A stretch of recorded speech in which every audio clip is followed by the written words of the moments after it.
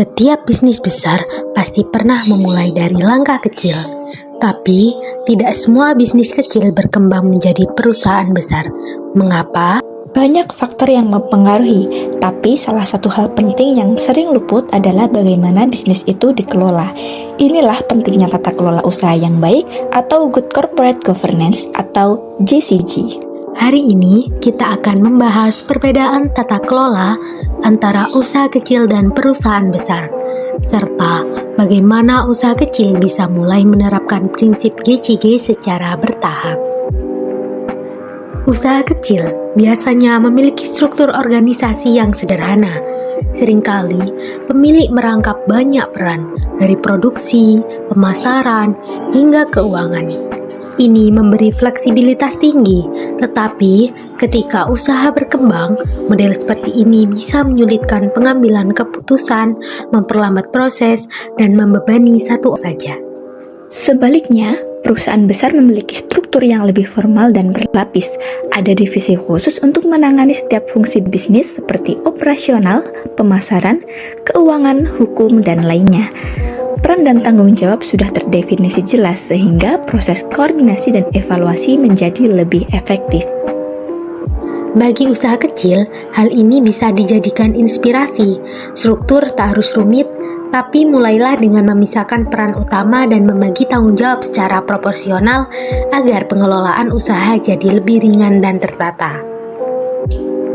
Transparansi dan akuntabilitas adalah fondasi kepercayaan dalam bisnis. Banyak usaha kecil di tahap awal masih menggunakan pencatatan manual atau bahkan mengandalkan ingatan pemilik. Ini wajar, apalagi saat fokus lebih ke operasional.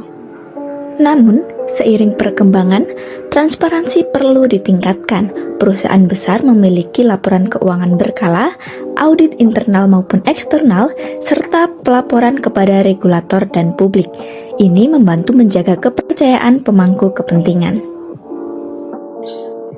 Usaha kecil bisa mulai dari yang sederhana, rutin mencatat transaksi harian, menyimpan bukti pembelian dan penjualan, serta membuat laporan bulanan. Ini bukan soal ukuran, tapi komitmen pada keterbukaan. Usaha kecil umumnya mengandalkan modal pribadi, pinjaman keluarga, atau pembiayaan mikro.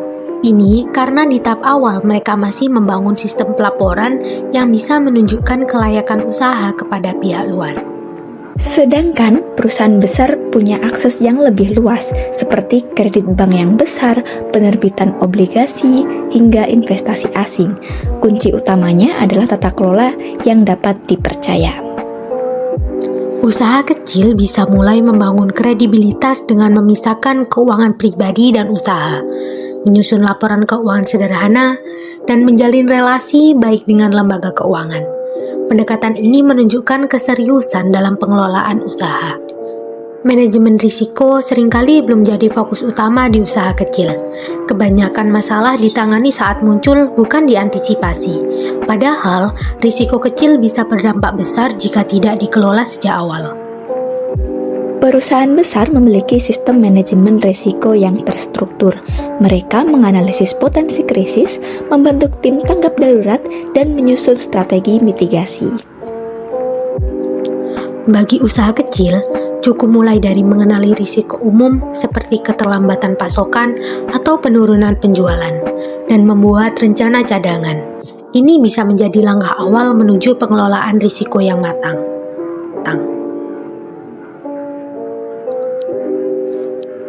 Gojek memulai usahanya pada tahun 2010 sebagai layanan ojek berbasis call center di Jakarta. Dengan hanya 20 mitra driver, saat itu struktur organisasinya sangat sederhana, dengan operasional yang ditangani langsung oleh pendirinya dan tim kecil tanpa pembagian fungsi formal. Seiring waktu, jumlah mitra driver meningkat drastis. Berdasarkan Gojek Sustainability Report pada tahun 2020, pada saat itu Gojek memiliki lebih dari 2 juta mitra pengemudi dan sekitar 900.000 merchant.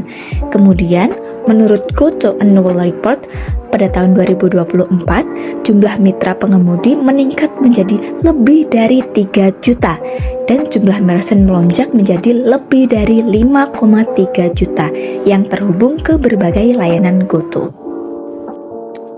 Untuk mendukung pertumbuhan itu, Gojek juga mengubah sistem tata kelolanya.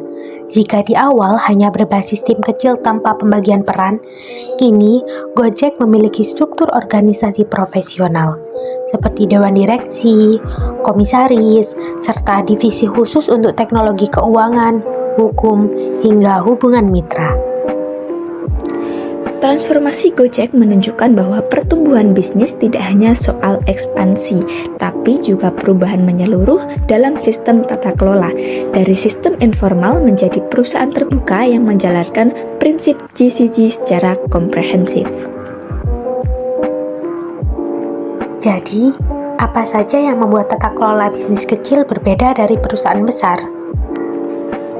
Ada 4 perbedaan utama, yaitu struktur organisasi, transparansi dan akuntabilitas, akses pendanaan, serta manajemen risiko.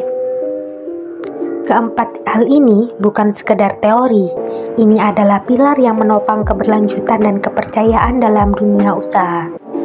Usaha kecil tidak harus langsung sempurna, tetapi dengan komitmen untuk terus memperbaiki sistem secara bertahap, langkah kecil hari ini bisa menjadi fondasi untuk pertumbuhan besar di masa depan.